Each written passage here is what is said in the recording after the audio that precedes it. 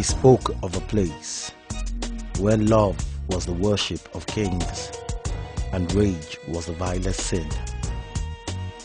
In this land, he traveled on the saddled back of unicorns crowned with silver horns, and the Pegasus whose hooves were gilded with gold and amber shoes, and of sands whiter than seashells, of the stars that glittered like diamonds on dark and moonless nights. He spoke of the kingdom where love was a god and lovers were saints, and nightingales composed serenades to bring back the souls of the undead from the depths of the hour of pain to the mirth of the garden of olive trees and bees, in which Aphrodite made an haven from the labyrinths that made sour the desires in Cupid's grove.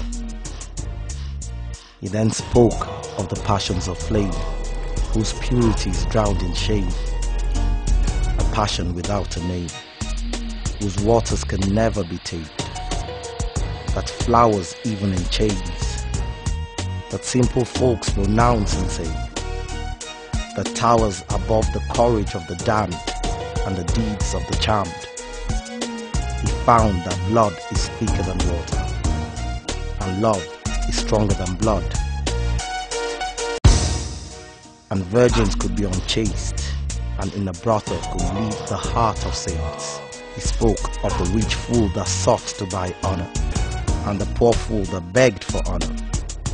He spoke of virgins, he spoke of saints, in both a passion reigns.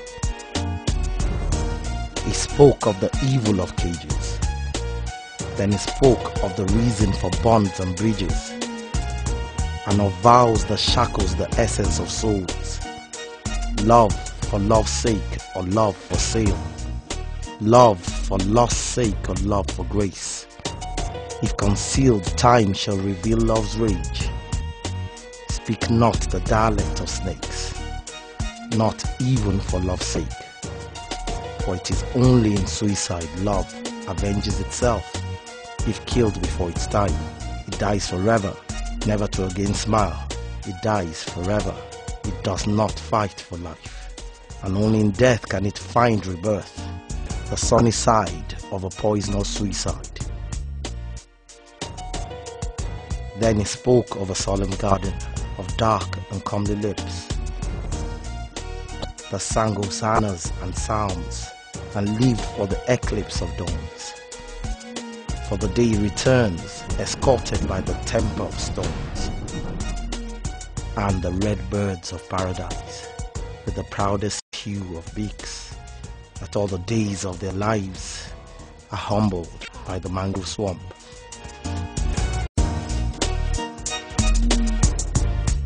He spoke of the glory of breezy dawns by the shores of the tropical sea, and the honey-colored suns that heralded thunderstorms, and of the people that say God is dead, and the others that say he is not because he never lived, and the strange tribe that worship cows, and slaughtered men on the altars of crimson gods, and the race that waged wars in the name of the only God of love, in the name of the only God of love. And where the aged are scorned by the young, who will also get old in turn, of slaves that were born strong, and masters that shall die young, of the kind-hearted that did not live long, and the wicked that outlives their young, and a place where souls are sold for the price of a harlot's devotion. He spoke of the love that forgives, and the mind that never forgets. He spoke of the love that's stronger than sin, and all these sins the earth has seen. He spoke of the scented flower that blossomed in the very heart of a bitter battlefield, and the warrior that died for a virgin rose found in the vanquished's backyard, of parapets and moats, of mud dwellings and palm fronds, of spears and fears, and the tears we share within this sphere, beneath this atmosphere. He spoke to clear the smoke. He spoke of the beauty of the beast, Then he spoke of the beasts of beauty. He shared the tales of Triton and Poseidon in cities of glistening crystal beneath the whales and tireless waves, and the mermaids of the salty oceans, whose mansions were of stained glass, with pillars of the rarest blue marble enhanced with topaz and pearls,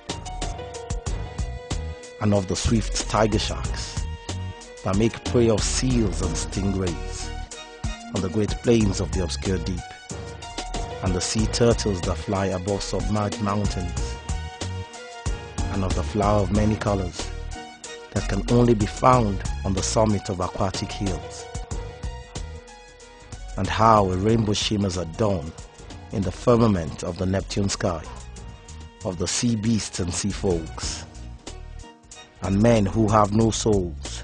He spoke to tear the cloaks in the deeper masquerade of this moonlight dance, in this phrase between our birth and death, a phase of strife that mortals call life. He spoke of the many sides of this place we have found breath,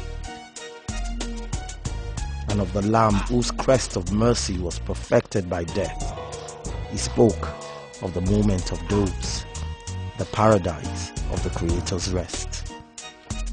He then spoke of the one, the journey through the stars in search of eternal peace, from consternation to constellation, from the planet of many moons to the celestial hedge of Saturn, to the Jupiters that live within a great spot of red, creatures that neither live on land nor water, or build castles in the air, whose bodies are shaped like men, and whose faces are that of a child, whose legends and myths point to the sun as the realm the master race made home, and of those whose skin are of pure golden chrysalids, among whom there is no infirm nor lame, no war or blame, whose souls are as pure as the passion of suns.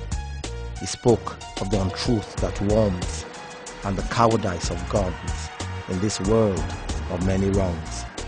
From outer space to cyberspace, there is nowhere to hide or run, to conceal the truth of thorns, the truth that stuns. Then he reached the crossroads of memories, of haunting remembrances, the confluence of melody and malady, where heaven and Hades embrace, and demons seek an angel's kiss. And then he spoke again. What does it profit a man to gain the earth and lose his soul?